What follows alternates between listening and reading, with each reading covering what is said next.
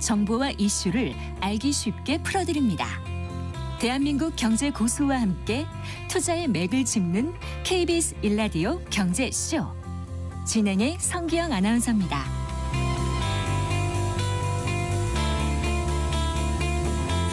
네, 4시 21분입니다. 자, 이번 주 성기영의 경제쇼에서 설 특집으로 올해 국내외 경제를 관통하고 있는 2025년 경제 키워드 전해드리고 있는데요. 오늘 마지막 순서입니다. 오늘의 키워드는 한국 사회에 너무 빨리 찾아온 일본보다도 3년 더 빠른 속도라고 하죠. 초고령화 사회에 대해서 짚어보겠습니다. 네, 인구보건복지협회 회장이신 이삼식 한양대학교 고령사회연구원장 스튜디오에 모셨습니다. 안녕하세요. 안녕하세요. 아이고, 날도 구준들 이렇게 와주셔서 감사합니다. 네. 지난 12월 말에 우리나라가 초고령화 사회에 진입한 거잖아요. 네네네. 네. 이게 일단은 뭐 우리가 보통 이 전체 인구 중에서 네. 65세 이상 노인 인구의 비율을 갖다가 이제 고령화 어떤 비율이라고 하는데 네. 7%에 이르면 이제 고령화 사회라고 합니다. 보통. 그다음 14%에 이르면 우리가 고령사회. 고령사회. 그리고 20% 이르면 초고령사회라고 합니다. 보통 우리가 7의 배수라고 생각하시면 됩니다. 네. 7%, 14%, 21%, 20% 이렇게 되는데 그런데 이제 20% 이상이 20%가 된 거죠. 넘었었으니까 우리나라가 초고령사회로 이제 막 진입하게 된 거죠. 그러니까 65세 이상 인구가 우리나라 전체 인구의 5분의 1이다. 네, 그렇게 생각하시면 딱 좋습니다. 네, 네. 그래요. 네. 그런데 진작부터 예고는 돼 있었지만 네네. 굉장히 빠르다. 초고령화 사회로 진입한 것이 예. 심지어 일본보다 빠르다고 하더라고요. 네네네. 왜 이렇게 빨리 당겨졌을까요? 일단 가장 이렇게 빠른 이유는 이제 두 가지의 그 역학작용을 합니다. 하나는 뭐냐면 우리나라가 출산율이 일본보다도 너무 낮습니다. 일본도 사실은 뭐 역사적으로 보면 상당히 그 출산이 낮은 국가 중에 하나인데 네. 우리나라는 일본을 훨씬 뛰어넘어서 네. 2018년부터 학교 출산율이 0명대를 기록한 나라입니다. 네. 일본 같은 경우는 현재 아무리 출산이 낮더라도 네. 2.2명대 이하로 떨어진 적이 없거든요. 아, 그래요. 그러다 보니까 우리나라의 어떤 출산율이 낮다 보면 그만큼 유소년 인구라든가 생산하는 인구가 적어지고 네. 이런 것들이 분모로 작용하고 있기 때문에 네. 분모는 굉장히 적어지는 어떤 그런 작용을 하는데 반대로 우리나라 평균 수명이 일본에 버금갈 정도로 빠르게 상승하고 있습니다. 네. 이 말은 뭐냐면 부모인 총인구는 감소를 하고 있지만 네. 노인 인구는 급하게 증가하다 보니까 특히 네. 베이비 세대들이 1955년생에서 1974년생까지 20개 연령층이 베이비 세대라고 하는데 네. 이 연령층들이 2020년부터 네. 노인층에 진입하기 시작했습니다. 네. 그래서 이런 몇 가지 작용 요인 때문에 우리나라 고령화 속도가 네. 세계에서 유례를 찾아볼 수 없는 정도로 빠르게 진행되고 있다고 볼 수 있습니다. 네, 그러니까 고령화 사회에서 고령 사회로 넘어가기까지 프랑스는 115년, 미국은 73년, 독일은 40년, 일본은 24년인데 우리나라는 이게 예, 딱 한 25년 정도 이 정도 걸리지 않았습니다. 그리고 아까 학교 출산율 말씀하셨는데 2024년 3분기 기준 0.76명, 한 명도 낳지 않는 그런 초저출산이다 맞습니다. 보니까 이렇게 이제 초고령 사회로 네. 급격히 진입을 한 게 된 거라는 네네. 말씀이신데요. 네네. 근데 이제 고령화, 초고령화 이런 거는 이제 단어로만 듣고 해서 숫자로만 듣고 해서 이게 실제로 어떤 건지가 이제 감은 좀 안 오거든요. 이제 도심에 가보면 이전보다 어르신들이 좀 눈에 많이 띈다. 네. 그다음 시골에 가면 아이들이 거의 울음소리가 들리지 않는다. 뭐 이 정도로만 생각을 하는데 실제로 초고령화 사회에 진입을 하면은 이게 어떻게 우리 사회를 변화시키고 또 경제에는 어떤 영향을 미치게 되는지 좀 구체적으로 그 사회상을 좀 말씀해 주시면 도움이 될 것 같아요. 일단은 뭐 초고령사회라 하면 노인구 비율이 20%입니다. 네. 초고령사회가 20%이기 때문에 이제 막 시작이 20%라는 뜻이지 네. 앞으로 우리나라 인구가 2050년 넘어가면 노인구 비율이 40%까지 육박을 합니다. 이 말은 뭐냐면 거의 절반이 노인이에요. 지금 당장의 문제라기보다도 네. 미래에 보면 그 노인 비율이 점점 늘어나는데 제가 통계청 통계를 보니까 네. 거의 2070년 정도 되면 우리나라 노인구 비율이 한 47%가 됩니다. 거의 50% 정도가 65세 이상 노인이라고 생각하시면 됩니다. 이 말은 뭐냐면 이제는 생산하는 인구라고 해서 15세에서 64세 인구가 노동도 하고 네. 쉽게 말하면 생산도 하고 소비를 갖다가 하고 또 네. 세금도 납부하고 보험도 납부하는 이런 주요 어떤 그런 계층이라면 이런 계층을 갖다가 대신해 줄 수 있는 층이 달라진다는 의미죠. 네. 쉽게 말하면 노인 인구 비율이 50%라는 뜻은 이제는 노인층들이 일을 하지 않으면 안 되고 네. 또 한 번 더 나가서는 소비도 더 해야 되고 더 네. 나가서는 세금 보험료도 납부를 해야지 이 사회가 지속된다고 이야기를 할 수 있는 부분이다 볼 수 있습니다. 네. 그래서 만약에 이런 것이 진행되지 않는다면 네. 다시 말하면 생산하는 인구는 계속 감소하기 때문에 네. 우리 사회에서 노동을 담당할 수 있는 그런 노동력이 부족한 어떤 시대가 도래할 것이고 네. 그다음에 소비가 진척이 안 되다 보니까 네. 아무리 기업에서 많은 물건을 만들어도 써주질 못하는 거죠. 그렇죠. 돈이 소비가 없으니까. 감소하다 감소하고. 보니까 그만큼 내수시장이 위축되고 일자리도 없어지는 거고. 예, 그만큼 이만큼 일자리가 감소되다 보니까 기업도 도산될 확률이 높기 때문에 네. 경제가 어떻게 보면 상당히 위축되고서 저성장이 만성적으로 갈 수밖에 없는 그런 구조로 갈 수밖에 없습니다. 네. 그리고 상대적으로 노인 인구가 많아지다 보니까 네. 사회보장의 어떤 지출의 압박이 굉장히 심해집니다. 아무래도 그렇죠. 예. 그런데 생산 가능 인구가 절반이고 노인 인구가 절반이면 네네. 한 사람이 한 사람을 부양하는 네, 맞습니다. 그런 근데, 상태가 된다는 근데 게 너무- 생산하는 인구도 제가 봐서는 네. 아까도 유선 인구가 좀 있기 때문에 네, 그걸 빼고 나면 뭐 실제적으로 보면 생산하는 인구가 30-40%고 네. 노인과 50%는 이런 구조를 갖고 있기 때문에 그렇죠. 사실은 감세 아까 능력이 돼서 세금을 네. 납부할 수 있는 사람이 훨씬 줄어드는 거죠. 네네네. 그러다 보니까 모든 재정 압박이라든가 네. 사회복지 자체 그다음에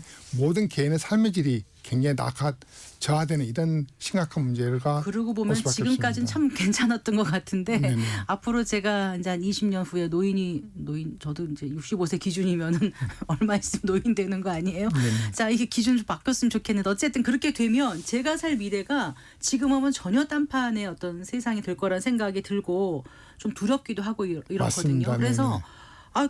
뭐 어쨌든 고령화 대책이든 뭐 저출산 대책이든 계속 내놔야 되는 거 아니야라는 여러 그 지적도 있었고 요구가 있었는데 네네. 그 지난 정부 계속해서 뭔가 내놓긴 내놓은 것 같거든요. 네네네. 근데 이렇게 빨리 가는 속도를 어떻게 늦추지도 못하고 여기까지 왔어요. 왜 그렇다고 보세요, 교수님? 일단은 우리가 고령화 속도를 늦추려면 네. 학교 출산율이 빨리 반등을 해야 됩니다. 근데 우리가 이 고령화 저출산 대책은 사실은 노무현 정부 때부터 2005년부터 저출산 고령사 기본법이 만들어지면서 시작됐거든요. 그러네요. 네. 그러니까 거의 벌써 20년 됐어요. 예, 거의 20년이 육박하는데 네. 출산율은 오히려 굉장히 또 오히려 0점대로 네. 0명이 또 떨어져 버렸거든요. 이 말은 뭐냐면 과거 초창기의 저출산 대책은 이 저소득 중심의 보육을 어떻게 할까 이런 쪽으로 중심이 돼 있었고 이것들이 점점점 중산층 중심으로 해서 일가족 양육 정책을 했고 네. 그다음 최근에는 네. 어떻게 보면 남성들의 육아 참여가 딱 활성화되는 사회문화 운동으로서 이렇게 전개가 돼 있거든요. 네, 근데 네. 이런 많은 우리가 보육이라든가 일가족 양육 정책을 많이 했지만 네. 실제 저출산을 갖다가 우리 사회에서 굉장히 핵심적으로 뭐랄까 촉박하는 것들이 사회 구조적 문제가 심각한 문제가 있거든요. 네. 예를 들면 우리가 청년층의 고용 불안정 문제라든가 네. 주거 불안정 문제, 네. 그다음 젠더 불평등 문제 이런 네. 많은 문제가 있는데 실제 이런 사회 구조적 문제가 해결되지 못하고 네. 이런 미식 접근, 보육이라든가 이런 양육 접근만 하다 보니까 네. 여전히 우리가 출산율은 해결되지 못하고 이런 것들이 결국 초저출산 사회에 진입하면서 네. 한국 사회 고령화 빠르게 전개될 수 있다밖에 없습니다. 네. 그리고 고령화 대책 같은 경우도 지금까지 많은 노력을 했습니다. 쉽게 말하면 2008년 정도에서 우리가 기초지원금 도입을 했고 네. 그다음에 장기요양 보험 도입을 통해서 네, 우리가 네. 돌봄 수요를 갖다가 커버해서 했고 그렇죠. 네. 그다음에 국가 침해 책임비를 도입했던 많은 노력을 했지만 이런 것도 서서히 변하고 있고 그러나 다만 중요한 것은 우리가 이 인구주를 갖다가 획기로 변하는 과정에서 가장 중요한 것은 어떻게 하면 노동계획을 어떻게 정년연장을 어떻게 할 것인가라든가 네. 더 나아가서 연금계획 이렇게 하는 걸 어떻게 할까 이런 건데 지금 정년연장이라든가 쉽게 말하면 우리가 이 연금계획 이런 핵심적인 것들은 아직도 여러 가지 문제 때문에 여러 가지 이루어지지 못하고 있다고 볼 수 있습니다. 네. 그러니까 지금 이제 초고령화 사회 진입으로 당면한 문제들 하나하나 지금 말씀을 해주신 거예요. 그런 네네. 것들 우리가 다 해결해야 되지 않겠습니까? 맞습니다. 네. 그런데 이게 저도 방송을 경제 방송을 한 20년 넘게 해왔고요. 지금도 최근에도 이런 얘기가 나오면 계속 논의는 하지만 어떤 이렇다 할 결론이 안 나와요. 국민연금 문제라든가 뭐 노인 그 연령 뭐 정의라든가 이게 쉽지 않다는 생각이 들고 이게 국민적 합의가 있어야 가능한 건지 네네. 아니면 정부가 이렇게 드라이브를 걸어서 막 일단 가져야지만 되는 건지 이런 거에 대한 것도 궁금하고요. 그렇다면 우리보다 초고령 사회에 먼저 다른 나라보다 또 빨리 진입한 일본 같은 경우는 어떻게 대응했을까? 여기서 조금 답을 좀 찾아볼 수도 있지 않을까요? 어떻습니까? 일본은 네. 약간 우리나라하고 말이 한 번씩 길어지는데 네. 우리나라가 좀 약간 다른 연령 구조를 갖고 있습니다. 네. 일본이 굉장히 빠르게 고령화됐고 했지만 일본은 단가이 세대라고 해서 네. 1947년생에서 1949년 상계년층 백기 베이비 세대가 굉장히 짧습니다. 짧아요. 네. 예, 그러다 보니까 네. 이 단가 세대 이후에 네. 우리가 굉장히 출산율 감소 때문에 그뒤에 따라온 세대들이 엄청나게 추가 줄어듭니다. 근데 단가 세대들이 일본 베이비 세대들이 네.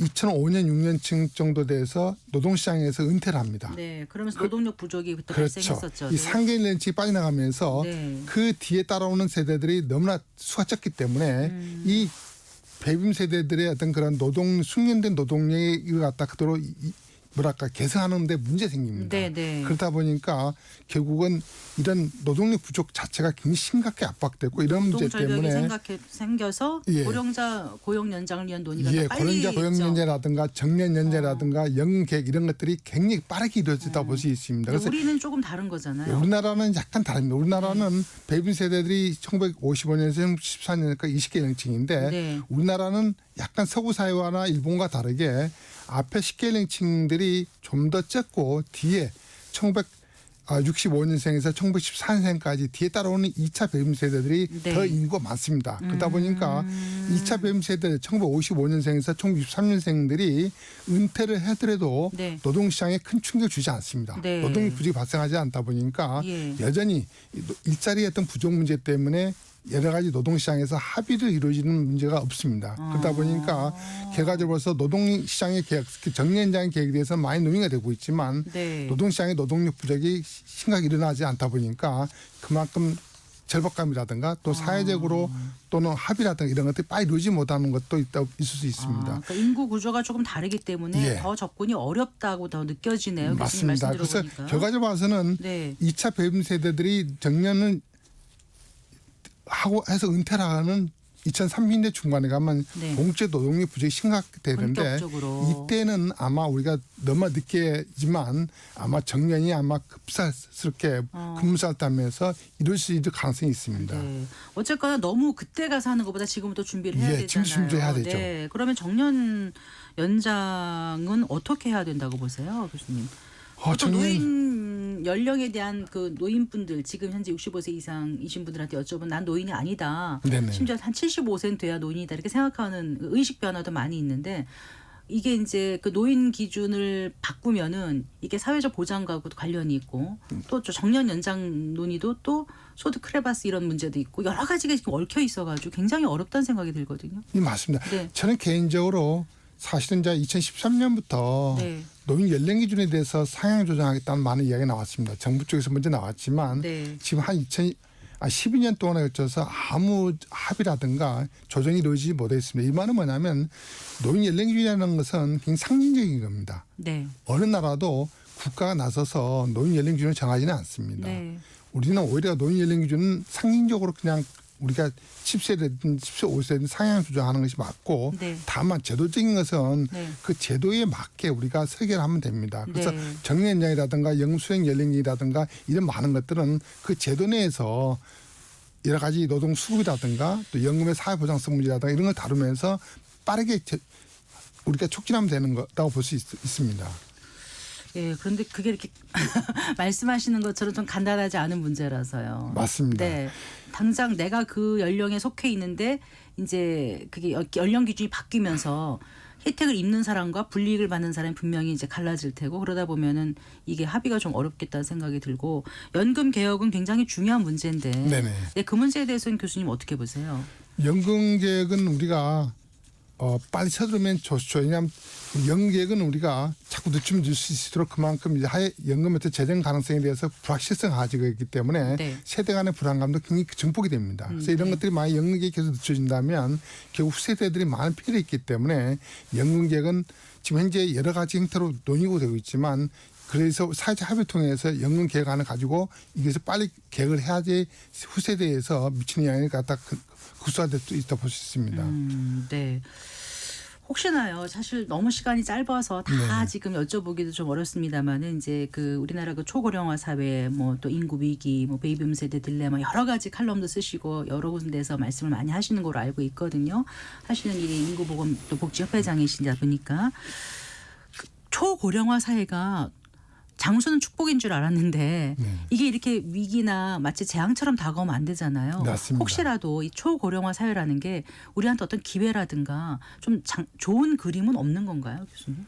궁금해요. 일단 우리가 나이가 들면 네. 생의 마지막 단계로서 우리가 이 상당히 뭐랄까 이 스스로가 위축되고? 위축되거나 예. 이 활기찬 노후 생활을 못 하고 있는데 이제는 고령 초고령 사회에 대한 자체는 이 고령자들도 생의 한 단계로서 중요한 단계로서 사회적으로 역할을 할 책임이 굉장히 강화된다 볼 수 있습니다. 네. 그렇기 때문에 그만큼 각각 개인들이 생애 전반적으로 거쳐서 어떤 준비하냐에 따라서 노후가 어느 생의 마지막 단계를 기다리는 그런 준비 단계가 아니라 활기차게 어떻게 보면 보람차게 그다음에 의미 있게 국가 사회와 자신을 위해서 살아가는 어떤 그 중요한 시기라 볼 수 있는데 네. 이를 위해서는 항상 평생 교육을 통해서 자기 발전을 갖다가 도모하고 네. 더 나아가서는 건강한 생활을 영위하는 것들 네. 그리고 사회적 분위기를 갖다가 조성하는 것들 네. 이런 것들 그다음에 특히 더 나아가서는 고령 친화적으로 사회 시스템이라든가 또 일하는 환경 이런 걸 개선하는 것들이 굉장히 중요하다 볼 수 있습니다. 그러니까 지금 인공지능 하는데 네네. 그런 AI 기반 어떤 개인 맞춤형 의료 시스템 같도 생기고 하다 보면은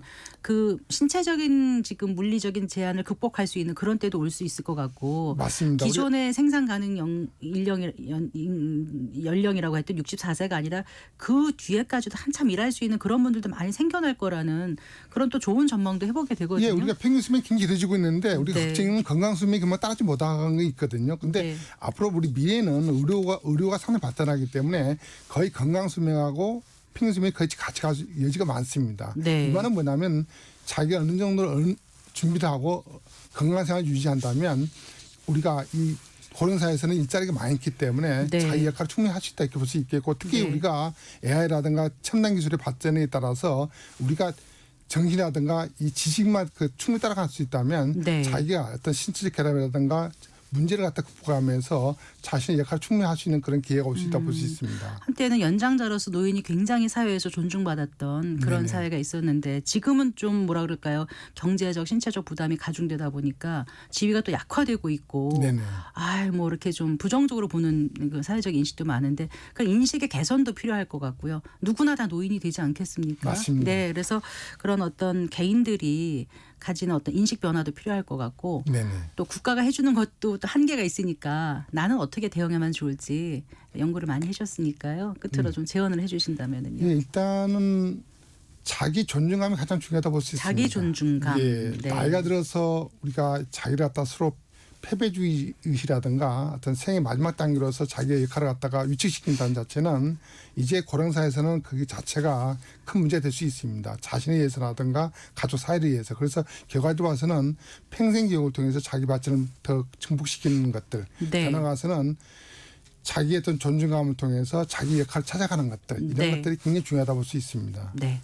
알겠습니다. 오늘 말씀 잘 들었습니다. 고맙습니다. 네, 고맙습니다. 인구보건복지협회 회장이신 이삼식 한양대학교 고령사회연구원장과 얘기 나눠봤습니다.